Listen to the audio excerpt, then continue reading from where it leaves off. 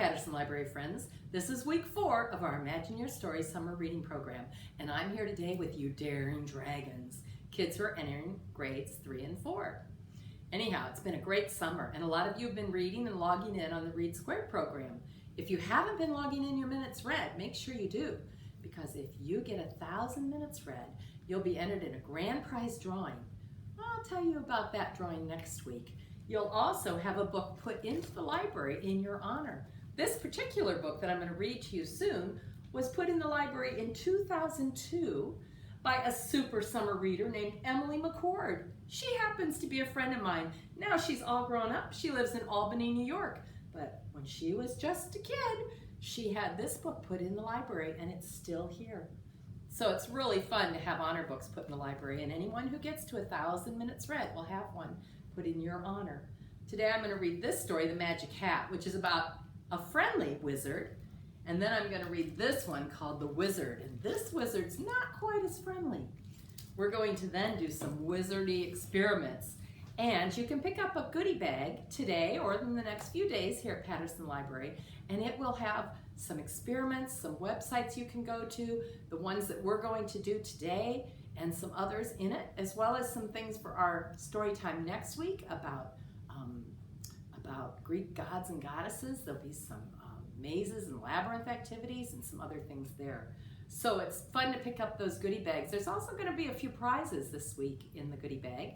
And if you've read 300, 600, or 900 pages, you should come in and get some prizes up in the front.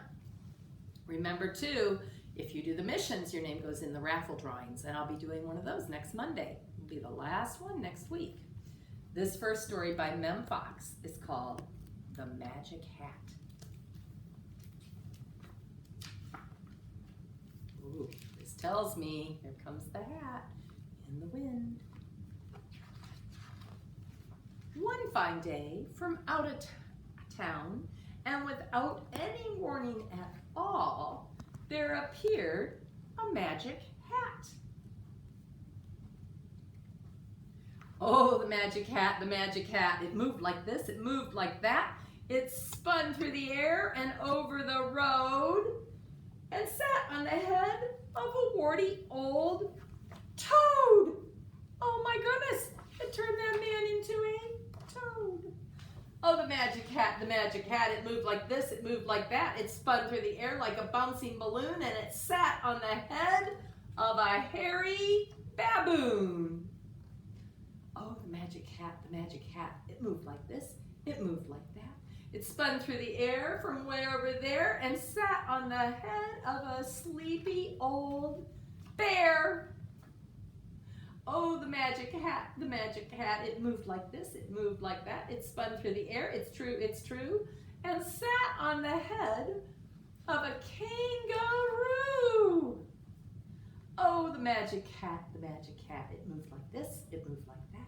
It spun through the air for 1.5 miles and sat on the head of a lofty giraffe. And then, here it goes. With a skip, and then with a hop, a wizard appeared with a sign that said, "Stop!" So everyone stopped and stared in surprise at the wonderful wizard with sparkling eyes, who took from his beard with a nod and a wink a wand, which he waved. And what do you think? The toad, the baboon, the bear, and the roo, and of course the giraffe, oh what a to-do, turned back into people, dazed and confused, watched by a crowd that was highly amused. While no one was looking, the wizard, meanwhile, slipped out of town with a mischievous smile. And of course on his head was the fabulous hat that made all the magic wherever it sat. That's a fun wizard book. Now, I'm going to show you a couple other books before I read the last one. This one's called The Color Wizard, and it's kind of fun. It's a wizard who makes lots of different things colorful, so you might enjoy that one. In fact, this is a pretty easy to read book. So you could easily read that to your younger brothers and sisters at home, and I think they'd like it. Now I wanted to show you a couple of my favorite series, the Magic Treehouse books. Most of you have probably been introduced to the Magic Treehouse books by Mary Pope Osborne. If you haven't, these are two great ones that sort of go with our summer theme. This one's called Winter of the Ice Wizard. Jack and Annie, who are in every book, are off on a quest because Merlin the Magician and Morgan Le Fay have mysteriously disappeared. They have to go to the frozen kingdom of ice and snow and find the one-eyed ice wizard. The ice wizard needs them to get his missing eye back, and they have quite an adventure. So if you haven't read any Jack and Annie books, we have almost all of them at the library, and we can probably get the rest for you. This one is called The Night at Dawn, and this is only the second one in the series, and this one is number 32. You don't have to read them in order, but it kind of helps if you start out in order, because some of them are sort of grouped by adventures. So those I really wanted to show you. Now, if you like wizardy things and magical things, the Charlie Bone series is another series here at Patterson Library that you would really enjoy. This is about a boy who doesn't want to believe it when he can hear thoughts of other people and people in photographs. His aunts are delighted because they know that he is one of the chosen and will go to the Bloor's Academy for Gifted Children. When he's there, Charlie realizes some of his classmates have other mysterious powers, and Charlie is involved in uncovering the mysterious past of one of them. There are 8 books in the Charlie Bone series. This one, Midnight for Charlie Bone, is the very first one, and I'm sure that you will enjoy it very much. The Wizard in the Tree by Lloyd Alexander is a little bit older. If you're 8 or 9, you might want to wait till you're about 10 or 11 to read this one. It's another one. The little child named Mallory finds an old enchanter trapped in a tree. Well, after she releases him, she finds out that all his colleagues have left him behind as they've gone to the land of heart's desires. Because he hasn't been doing magic for a while, this wizard, is a little bit rusty. So as he and Mallory go to find his colleagues and friends, they have some adventures, and some lead to some minor disasters. But that's another one you might like to read. I found a great book on our shelves called The Book of Wizard Craft. If you're into wizardy things and magical things, this one has spells and potions and clothing you can make and all sorts of great things in it. It has how to make invisible ink. It has how to make a quill pen. There are so many fun things in this book. I enjoyed reading almost the whole book the other night when I took it home to look through. The Book of Wizard Crafts is available right here at Patterson Library. And lastly, I wanted to show you this one. Look, Mr. Austin, I'm remembering not to have my books up there because my experiment might be a little bit messy. This one is called Treehouse and the Enchanted Crystal. Now, if you're a YouTuber, you might recognize this guy. Dan TDM is a YouTuber and a big Minecraft player. And he wrote this book, so it's a graphic novel, and it's sort of Minecrafty. And I think that if you're into Minecraft, you'll really enjoy this. Again, you might want to be about 9 or 10. They say you can be 8 when you read this, but it is a little bit older. So some of you might enjoy that. And we do have a nice collection of graphic novels here at the library now. So if you enjoy that genre, you can get some more of those here at the library. So now I'm going to read the wizard story that's a little bit darker. The Wizard by Jack Trulucky, and the illustrations by Brandon Dorman. Ooh, I like the end pages. It looks sort of like a foreboding castle. But then when I turn this page, it looks just like a normal street here in Westfield.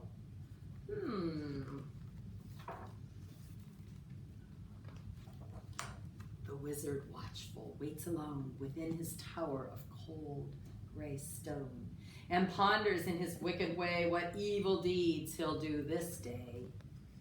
He's tall and thin with wrinkled skin, a tangled beard hangs from his chin. His cheeks are gaunt, his eyes set deep. He scarcely eats, he needs no sleep. He spies a bullfrog by the door, and stooping, scoops it off the floor. He flicks his wand, the frogs a flee through elemental sorcery. The flea hops once, the flea hops twice, the flea becomes a pair of mice. They dive into a bubbling brew, emerging as a cockatoo. The wizard laughs a hollow laugh, the soaking birds reduced by half. And when perplexed it starts to squawk, the wizard turns it into chalk, with which he deftly writes a spell that makes the chalk a silver bell, which tinkles in the ashen air till flash, a fire burns brightly there. He gestures with an ancient knack to try to bring the bullfrog back. Another flash, no flame now burns, as once again the frog returns. But when it bounds about in fear, the wizard shouts, "Be gone from here!" And midway through a frightened croak, it vanishes in clouds of smoke.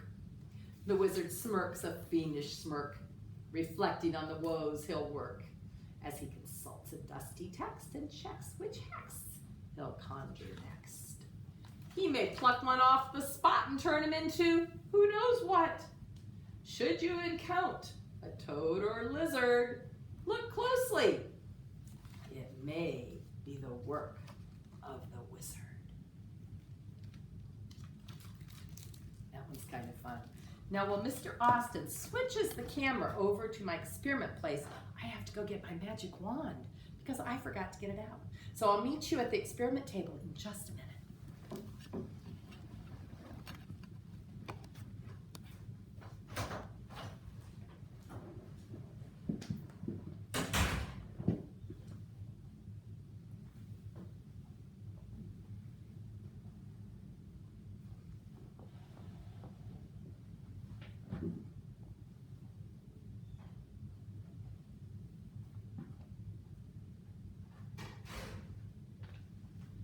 After all, if I'm going to be wizardy, I need my magic wand. So I got my magic wand with me, and I have things set up to do a couple of experiments here. We'll see how they work. I had one fail, and one I haven't tried yet. But hopefully everything will work today. And you know, even if an experiment doesn't work quite like you're expecting it to, it's a lot of fun to try. So the first thing we're going to do today is make dragon toothpaste. If you have, this is plastic, and it's a bottle that has a long neck on it. You can use a metal or a plastic container of any sort, but I think it'll look more like toothpaste because I have this skinny top. I don't know if it'd be a good idea to go do glass though. This may get a little bit messy. Mr. Austin thinks I'm gonna make quite a mess today. So let's try making dragon toothpaste, and here's all we need to do. I have a tray and a bowl and some plastic to try to not have too much of a mess. And the first thing I'm going to do is pour some hydrogen peroxide into my bottle. Oh, I forgot to bring a cup to measure, but that's okay. About a half a cup, so I think I can sort of guesstimate, of hydrogen peroxide.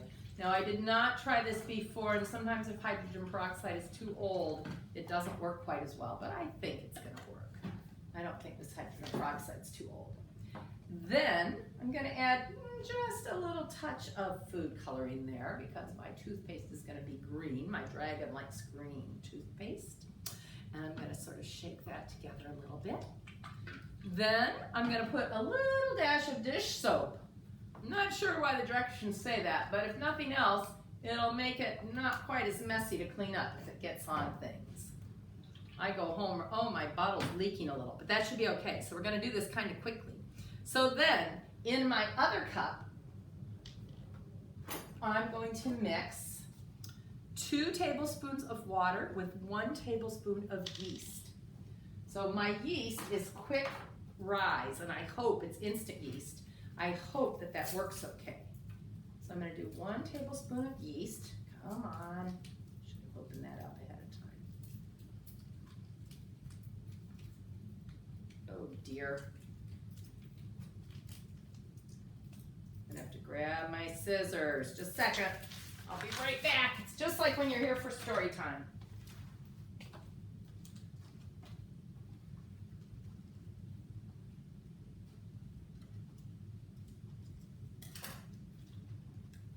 Okay. I think that this is just about a tablespoon, but I am going to measure it. 1 tablespoon of yeast. Yep, almost exactly. 2 tablespoons of water, and the water needs to be warm to activate the yeast. And then I'm going to stir that together. Now this is going to happen pretty quickly if it works, okay? If it doesn't work, I'll try it again with a different type of yeast, but I have a feeling. So it's okay if this is a little bit lumpy, and we're going to add the mixture right to our hydrogen peroxide mixture and see if we can get dragon toothpaste. Wait, I forgot the magic. Abracadabra, dragony do, make some toothpaste for your teeth, please do.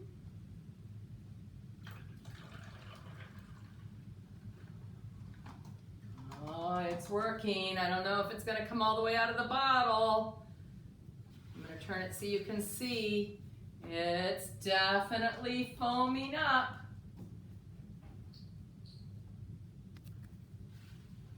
Should have gotten the label clear off. Wait, this sounds better.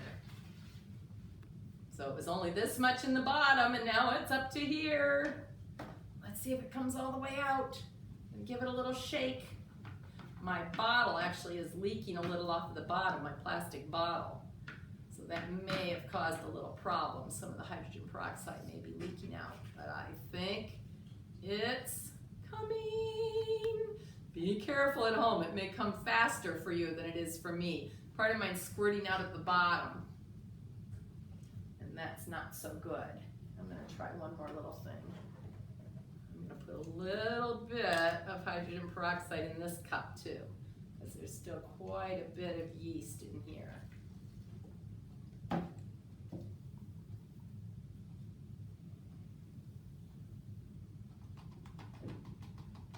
Well, I'm getting more in the bottom of my bottle than coming out the top. I did not realize this bottle might leak a little bit, so we're going to pour that back in. Now you'll get the directions to do this at home. See, my bottle's leaking. Oh dear. So it's not going to come out the top, but it is coming right up near the top. It's right about here. So maybe with a different yeast and not a leak in the bottom, it would come out the top. But you know, it's fun to see anyhow. And my dragon can just squeeze it out of here or use some that's in the bottom. So he'll be fine and his teeth will be shiny, shiny white. So I didn't make a big mess with that because it didn't work quite right. But I think if I do it at home, I might do it next week when I tape our last story time. So, and I may need a better magic word. Maybe I didn't use quite the best magic word. So our next experiment we're going to do, and I need to move my plastic because this one's pretty cool if it works. Now it's a very humid day here at Patterson Library today. And I think part of my magic is having a difficulty because it's so humid that it's hard to make good static electricity. I will try this one. And this is my Movioso spell. I've got a pop can, empty of course, any kind you want. And I'm going to set it on my table. Then I'm going to take, this is a PVC pipe, but other plastics would probably work just as well. And our magic word, I'm going to rub it with a rag. And what I'm doing is creating some static electricity. So for about 40-45 seconds, you have to rub your PVC or plastic pipe down with a rag to get some good static going. And if it works, it's going to do something really cool. And I did get this one to work before, but I had to practice a little bit. And I found that if you keep the plastic pipe near your pop can, it works best. So the magic word for this one is mocioso. Okay, so if you've read enough to come and get a magic wand, 300 minutes, you'll have your magic wand, which will definitely be helpful. Mocioso. Watch the can and note that I'm not touching it at all. It did a spot on the table. There it goes. And this is truly magical. This is a static electricity. My table's dirty. a static electricity magic trick. So you can do these here. It's coming back the other way till it gets stuck on a piece of glue left on the table. You can make your can, if you've got a nice smooth table at home, roll all over. There it goes. And you're not touching it at all. Remember, look, I'm not touching it at all. If it hits something, that slows it down. Do it one more time across. This one I thought was really cool. Whee! Mocioso! So that's a static electricity. And if you Google easy experiments with static electricity, you will find some really cool things you can do. In fact, here's another one we'll try. I'm just putting a little water on a cookie sheet, one with sides, and I'm going to put some bubbles. Look at this huge thing of bubbles we have in the library. So I'm going to put just a tablespoon or two of bubbles in that. And then I'm going to use a straw to blow some bubbles.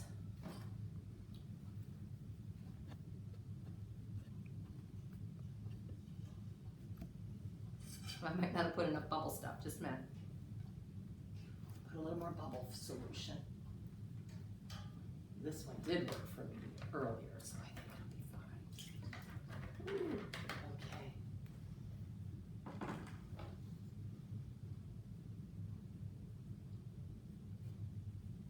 Perfect. Made a great big bubble on my plate. And again, I'm going to get some static electricity going and see if we can make this bubble move across our cookie sheet. Obviously it's going to move a little when I do that, but I'm going to try and make it. Oh, I popped it. Let's try again. Maybe it was a little too big.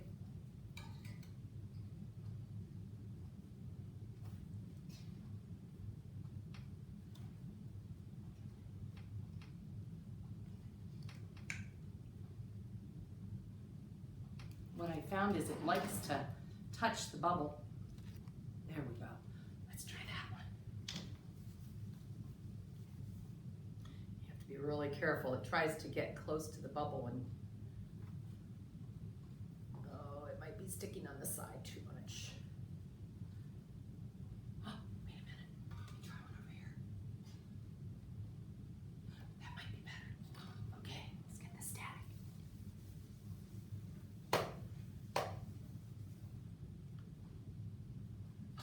See it? It's following my wand. Mocioso, there it comes. It's working. So when you blow your bubble, try not to have it on the side, because when it's touching the side, it's harder for it to pull away. But if it's out in the middle like that one, whoo, there it goes. Yay, it's running across there now. And one more time back, and notice, I'm not touching it. I just use my magic and static electricity to make that one work. Now the one I had an epic fail with, and I think it's because it's so humid today. I tried to do a Levioso experiment. If you take styrofoam plates, and you'll see this one online with the web links that I gave you. If you take a styrofoam plate and turn it upside down, and I tried cutting it smaller or using the big one because I've seen it both ways. Wait, this one. You rub this with your cloth, and maybe I'm just not rubbing it long enough, I'm not sure. And then you have to use the magic word, Levioso, and you can sometimes get the other plate to levitate, to hover over. And there are some other levitation spells too. But I just did not have luck with this one today, and I think it's because it's so humid out. But creating the static electricity makes the two objects pull away from one another. I'm not expecting it to work, but wouldn't it be wonderful if it did? I can feel it pulling a little. Levioso!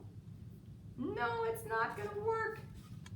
When you see the page, and if I try it on a day that's not quite so humid, so I made a smaller one trying. Nope, it's not going to work today. So we're going to work on this one, and if you can get this one to work at home, with the Levioso magic spell. You tell me how it worked for you. I think on a day that's not quite so humid, this is a really rainy day, it might work better. But there are lots of wizard experiments that we're sending home in the links to websites and different experiments you can do, and I hope you enjoy doing some of those at home, just like I've enjoyed doing them with you here. Thanks for being here, and I'll see you next week.